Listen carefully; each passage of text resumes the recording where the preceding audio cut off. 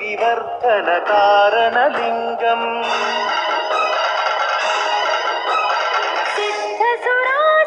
सिद्धसुरासुरवन्दितलिङ्गं तत्प्रणमामि सदा शिवलिङ्गम्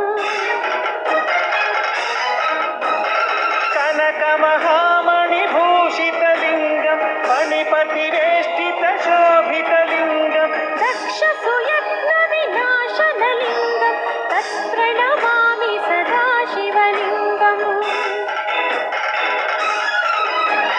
कुङ्कुमचन्दनलेपितलिङ्गं पङ्कजहार सुशोभितलिङ्गम्